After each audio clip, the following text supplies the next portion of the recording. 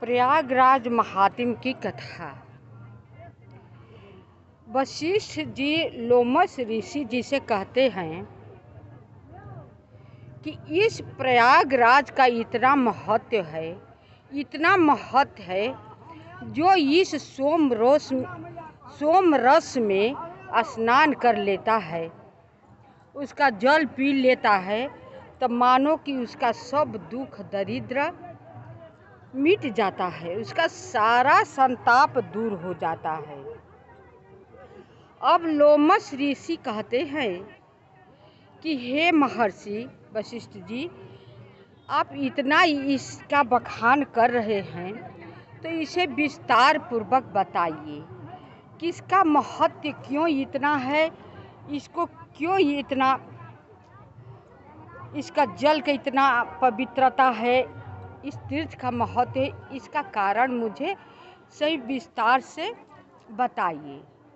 तो वशिष्ठ मुनि जी कहते हैं कि हे ऋषिवर, इस तीर्थ को श्री ब्रह्मा जी ने बनाया था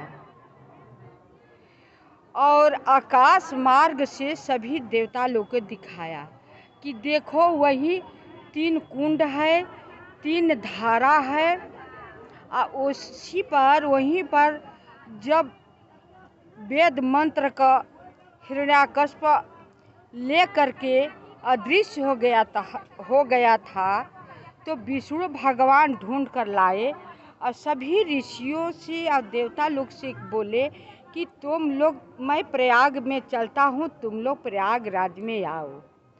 तो यहीं पर उन्होंने यज्ञ किया, यज्ञ करके अब वेद मंत्र का उच्चारण किया और स्थापना धर्म का कर दिया। भागीरथी जो कि 3 धारा का त्रिवेणी है, आप 2 धारा को देख सकते हैं, संगम तो बहुत जगह तीर्थ पर देखने को मिलेगा, लेकिन त्रिवेणी जैसा तीर्थ कहीं पर नहीं मिलेगा, प्रयागराज तीर्थ जैसा कहीं पर नहीं मिलेगा।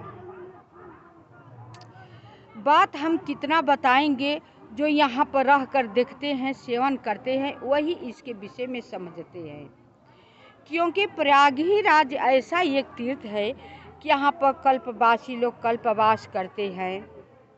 यहाँ पर हर साल मेला लगता हुआ है, हर साल यहाँ पर 1 माह के लिए स्नान होता है। त्रिवेणी जी का तो महत्व ही कुछ ही अलग है। दूसरी बात, यहाँ पर अक्षयवट जी हैं, कहते हैं कि बरगद का पेड़ शंकर जी का बहुत अति प्रिय है। जब शंकर जी के प्रिय है तो विष्णु भगवान का प्रिय क्यों न होगा, उन्हें हो गया। अक्षयवट नाम से उनको प्रसिद्ध किया गया, जो कि उनका जड़ जो है वो सरस्वती जी के संगम में जाकर मिला है। जब पृथ्वी डूब रही थी, जल में निमग्न हो रही थी, तो सब संसार जले जल हो रहा था, डूब रहा था, और वहीं अक्षयवट के जड़ के ऊपर विष्णु भगवान शया पर निद्रा योग में लेटे हुए थे। देखे जा करके शंकर जी ने तपस्या की, तपस्या करके त्रिशूरा वध को वध किए। विष्णु जी कहे ब्रह्मा जी से कि आप इसे बनाए हैं, तपस्या यहाँ पर किए हैं, यज्ञ भी किए हैं, तो रक्षा करने के लिए आपके पास सामर्थ्य हो गया है। इस त्रिवेणी में जो स्नान करेगा, योग दान पूजा पाठ हवन करेगा, वो सीधे वैकुंठ को जाएगा, उसे मोक्ष की प्राप्ति होगी, उसे मुक्ति मिलेगी। तो ब्रह्मा जी आकाश में लेकर के आकाश मार्ग से सभी देवताओं को दिखाते हैं कि देखिए यही 3 वेदी बनाया गया है। 3 कुंड भी बनाया गया है जिसमें देखिए कि यज्ञ जल रही है। यहीं पर वेद मंत्र का हवन किया जाता है। यहीं पर बड़े बड़े साधु संत लोग जब जब माघ महीने में मेला लगता है तब वो लोग स्नान करते हैं या सोम रस पीते हैं, अपना योग का सिद्धि प्राप्त करते हैं। यहीं पर तपस्या करके मैंने भी सृष्टि का पालन किया। विष्णु जी नर नारायण बहुत वर्षों, पता ना कितने हजार वर्ष निराहार रह करके यहाँ पर तपस्या किया। तपस्या कर लेने के बाद तब उन्होंने शंकर जी को संसार को रक्षा करने के लिए सौंपा। विष्णु जी पालन करता हुए, ब्रह्मा जी सृष्टि करता हुए। ऐसे कहते हैं वशिष्ठ मुनि जी लोमस ऋषि जी से कि यहीं पर मृकंडू नाम का एक ऋषि थे। उनका लड़का सांप बस पिचास हो गया था, जो कि बहुत परेशान थे मारकुंडी ऋषि जी। मैंने बताया कि जाइए इस अपने पुत्र को लेकर के त्रिवेणी में स्नान कराइए, त्रिवेणी के जल पियाइए, आपका पुत्र श्राप से पिचास मुक्ति हो जाएगा, उसे मोक्ष प्राप्त हो जाएगा। वो बोले कि नहीं, अभी तो मेरा पुत्र किशोर अवस्था का है, अभी उसे मोक्ष की ज़रूरत नहीं है, केवल वो पिचास रूप से वो छुटकारा उसे मिल जाए, बस इतना ही मुझे चाहिए। कहे ठीक है, वहीं पर चलो, वहीं पर इसका सब निदान है और कहीं तीर्थों पर नहीं है। हर तीर्थ का फल आपको मिलेगा, ऐसी बात नहीं है। हर तीर्थ का जगह जगह आस्था है, जगह जगह महत्व है, बनाया गया है। जैसे कि सब आप तीर्थ करेंगे तो समय के अनुसार फल मिलता है। समय आपको फल मिलेगा, लेकिन समय आने पर फल मिलेगा। बद्री नारायण एक तीर्थ है कि तत्काल फल मिलता है। उसी तरह कहते हैं ब्रह्मा जी कि प्रयागराज में त्रिवेणी में स्नान करने वाले को तत्काल फल मिलता है। 50 योनि से मनुष्य छूट जाता है। जो कि बहुत पाप करता है वो 50 बनता है।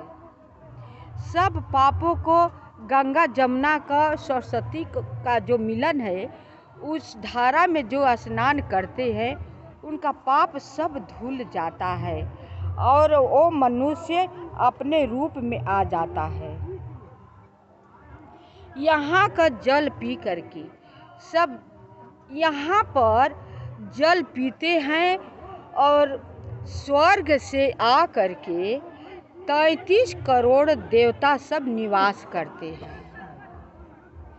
क्योंकि यहाँ पर एक एक से बड़े बड़े तपस्वी ऋषि मुनि लोग संत लोग आते हैं। फिर भी संत लोग का इतना महत्व दिया गया है कि जब तक से गंगा जी में अपना पैर संत लोग नहीं डालेंगे तो गंगा जी पवित्र नहीं होगी। ये भी एक पुराण शास्त्र का कहना है कि इनका पवित्रा का पावन तभी और दूना चौगुना हो जाता है जबकि प्रयागराज में संतों लोग का नागा लोग का आ करके यहाँ पर इनके में पैर पड़ता है, डुबकी लगाते हैं और गंगा जमुना का महत्व बढ़ जाता है और ये तारने वाली हो जाती है। इनको स्नान कर लेने के बाद अक्षयवट जी को दर्शन होता है, जो कि पातालपुरी में है उनका जड़। उसी पातालपुरी में 7 ऋषि लोग मिल करके यहाँ पर आ करके तपस्या किए हैं, जो कि 7 ऋषि सारे ऋषियों में एक हुए। उनका हम फोटो लिए हैं और ऋषि लोग तपस्या किए हैं। तो यहाँ पर का तपस्या का महत्व बहुत दिया गया है। इसीलिए यहाँ पर ज़्यादातर कि आप सब नागा संत साधु लोग बहुत देखेंगे, कल्पवासी लोग बहुत देखेंगे, देश विदेश से लोग आते हैं, स्नान करते हैं, जो कि इनका स्नान इतना आसान नहीं है, बहुत कष्टदायक है। लेकिन इतनी ठंड का परवाह न करते हुए, परेशानी को परवाह न करते हुए, सब आस्था का और श्रद्धा सहित अपना डुबकी लगा करके अपना जन्म को धन्य मानते हैं। जो इसमें स्नान कश्यप ऋषि जी कहते हैं कि यहाँ पर इस तीर्थ में तपस्या करके भरद्वाज, कश्यप आदि 7 ऋषियों में 7वें हुए थे। हे ब्राह्मण, इसी क्षेत्र में प्राचीन काल में आत्मज्ञानी सनकादि ऋषियों ने योग फल सिद्धि को पाया था। इस गंगा और जमुना के संगम में स्नान करने से सब पाप से छूटकर आकाश में तारा रूप होते हैं, पाप से छूट करके तारा रूप हो जाते हैं। इतना इनमें स्नान करने की इनकी महत्व है। मुक्ति को चाहने वाले तुम सभी लोग हमारे कहने से इस गंगा जमुना के संगम में स्नान करो। त्रिवेणी के जल के प्रभाव से तुम्हारे पहले किए हुए सब पाप नष्ट हो जाएंगे। त्रिवेणी में जो स्नान करता है उसका अब जो पाप किया है तो किया ही है, लेकिन पहले के जो पाप किए हैं वो भी नष्ट हो जाते हैं। इसके महाफल से संपूर्ण वैभव को प्राप्त करोगे। कहते हैं कि जो इसमें स्नान करता है तो इतना महाफल प्राप्त होता है कि इनके महाफल के प्रभाव से वैभव के प्राप्त होता है। ऋषि के ऐसे सत्य उल्लंघन न करने योग्य वचन को सावधानी से सुन करके सब उत्कंठित चित्त से स्नान करने में लग गए। ऋषि जब समझाया तो सब भाव भक्ति से स्नान करने के लिए उत्तेजित हो गए। उसी क्षण प्रयाग में स्नान करने से उनकी 50 योनि नष्ट हो गई। उनके पुत्र के ऋषि को वही समझाए कि तुम त्रिवेणी में स्नान कराओ, तुम्हारा लड़का 50 योनि से मुक्त हो जाएगा। तथा दिव्य रूप वाली अति सुंदर कन्याओं को देखकर प्रसन्नचित होकर तथा प्रीतिपूर्वक लोमस जी को संतुष्ट किया और कहा कि आपके अनुग्रह से ये बड़े पाप से विमुक्त हुए। हे ऋषि श्रेष्ठ, अब इन बालकों के योग्य धर्म को कहिए। लोमस जी ने कहा, इस युवा कुमार ने वेदों का अध्ययन समाप्त कर लिया है। मैं प्रीतिपूर्वक कहता हूँ कि इसके कर कमल को ग्रहण करे।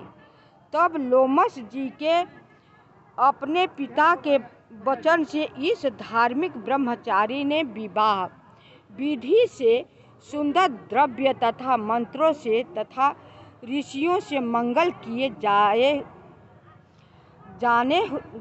जाने हुए धर्म पूर्वक 5 कन्याओं से पाणी ग्रहण किया। इन कन्याओं को मनोरथ पूर्ण हुए।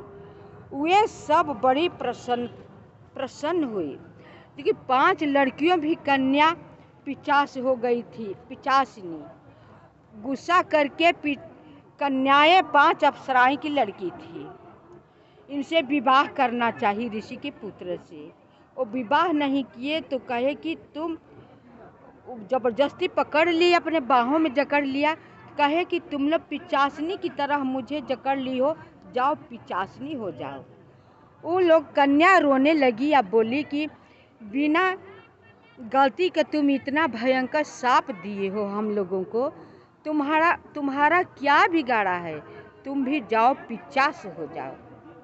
5 कन्याएं और ऋषि पुत्र सब 50 से बन गए और 50 बन गए। तो इसी प्रयागराज में त्रिवेणी जी में स्नान करके उन लोग 50 युक्ति मुक्त प्राप्त हुई या 50 जो ऋषि पुत्र थे वो भी मुक्त हुए। वो 50 अब तो राजकुमारी बन गई जो 50 थी पांचों, और जो 50 बने थे वो ऋषि पुत्र ही थे। उन लोगों के ऋषि मुनि सब मिल करके वेद मंत्र के साथ उन लोगों को विवाह कर दिया।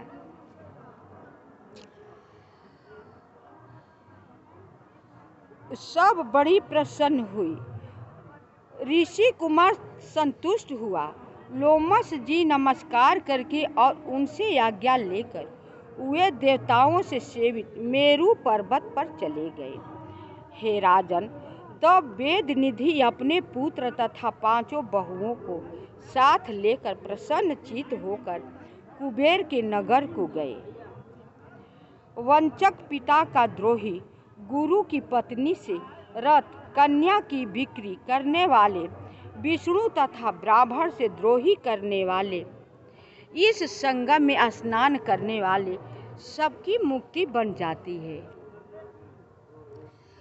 जो कहते हैं भगवान जी कि जो इस संगम में स्नान करेगा उस 7 जन्म को, कर्म को, पाप को किया हुआ वो तो मुक्त उसे तो मिलना ही मिलना है। उसके माता पिता जो नरक में गए होंगे, पितृ नरक में गए होंगे, उनको भी मुक्ति की प्राप्ति होगी। ऐसे प्रयागराज का महत्व है, त्रिवेणी का महत्व है, स्नान का इनका विधि है। तो हम यही आप सबसे हाथ जोड़ करके प्रार्थना विनती पूर्वक कहेंगे कि आप सबका स्नान कर रहे हैं तो बहुत आप सब पर भगवान की असीम कृपा बरस रही है, इसमें कोई संदेह की बात नहीं है। लेकिन जो नहीं किए हो वो अवश्य आकर कर ले, इसका लाभ उठा ले, क्योंकि 144 साल बाद ये कुंभ लगा है। शायद एक दिन को तो चलावा ही नहीं चल रहा है, बाद में कि क्या सोचना है कि अगले साल क्या होगा, बाद में कि आप मत सोचिए। आ करके भाव भक्ति से इनमें डुबकी लगाइए, अपना जन्म का सार्थक बनाइए। कहते हैं लोमस ऋषि जी कि यह कथा को गोपनीय रखिए, यह कथा उस मनुष्य को न सुनाइए जो कि सुनना पसंद न करता हो। इस स्नान को, दुर्लभ स्नान को, प्रयागराज के बारे में इस कथा को मत कहिए जो कि सुनना न पसंद करता हो। इसे गोपनीय रखिए। ये पुराण का कथा है, पुराण का कथा सबको सुनाया नहीं जाता है। जो भाव भक्ति भगवान से प्रेम करने वाला होता है वही सुनने के हकदार होता है, वही भागीदारी होता है। जो सुनना चाहता है, जो मोक्ष पाना चाहता है, जो विष्णु भगवान का दर्शन करना चाहता है, उसी को सुनाना चाहिए। उन्हीं को विष्णु भगवान दर्शन देंगे, उन्हीं को कृतार्थ करेंगे और सब पापों से छुड़ा कर के मोक्ष करेंगे। कहते हैं ना प्रभु श्री राम जी कि पहले चलो तो आगे मत सोचो कि बाद में मेरा क्या होगा क्या नहीं होगा। मेरा भक्त तो आगे जब चलता है ना तो 4 पग मैं आगे चलने के लिए तैयार रहता हूँ, लेकिन पहले तो चलना पड़ेगा। जैसे कि द्रौपदी का चीरहरण हो रहा था, दुशासन कर रहा था भरी सभा में, द्रौपदी सबसे मदद मांगती है, चिल्ला चिल्ला कर, चीख चीख कर कि कोई तो मेरा मदद करे, लेकिन किसी ने मदद नहीं की।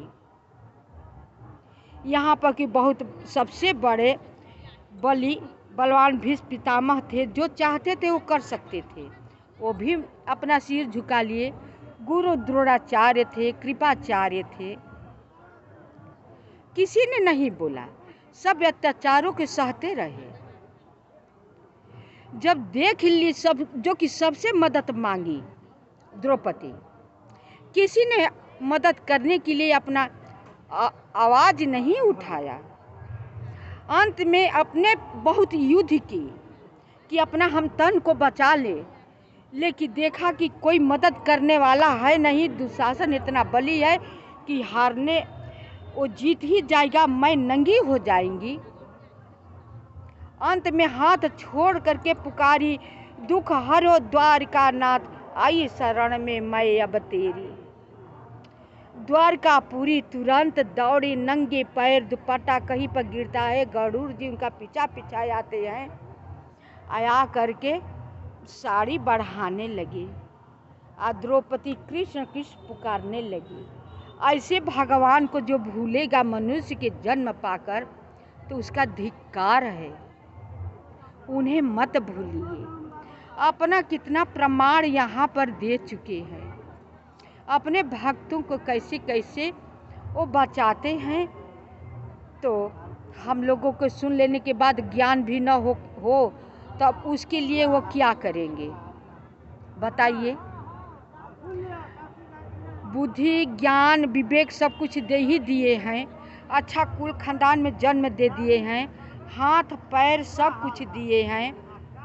अब हम करना न चाहें, हम जान बूझ करके हम नर्क में गिरना चाहेंगे, तो उनकी क्या दोष है, उनकी क्या गलती है। बहुत लोगों को हम कहते हुए सुने हैं कि भगवान भी दो रंग का करते हैं। नहीं, भगवान का सब औलाद है, दो रंग को नहीं करते हैं। अपना कर्म सब लोग भोगते हैं, जो जैसा किया है वो वैसा कर्म का अनुसार अपना दंड पा रहा है। क्योंकि भगवान के घर में अन्याय नहीं होता है, न्याय होता है। मनुष्य की कचहरी में अन्याय की जाती है। बड़े लोग मर्डर करके आएंगे, वो बरी हो जाते हैं, और छोटे लोग कुछ नहीं किए होंगे, वो फंस जाते हैं। लेकिन भगवान के घर में ये बात नहीं है। भगवान के घर में राजा हो, रंक हो, जो जैसा किया है वैसा उसे दंड तो भोगना ही भोगना है, उसे दंड पाना ही पाना है। तो मैं कथा को प्रयागराज का यहीं पर विसर्जन करती हूँ। आप सबको कथा कैसा लगे सुन करके लाइक सब्सक्राइब अवश्य कीजिएगा, कमेंट कीजिएगा, ताकि मेरा मनोबल बढ़ते रहे। अब भगवान की कथा आप सबको मैं सुनाती रहूं, ताकि मेरा मनोबल आप सबका लाइक सब्सक्राइब से या कमेंट से मेरा मनोबल जो है बढ़ता है, मुझे खुशी मिलती है। शेष भाग अगले वीडियो में।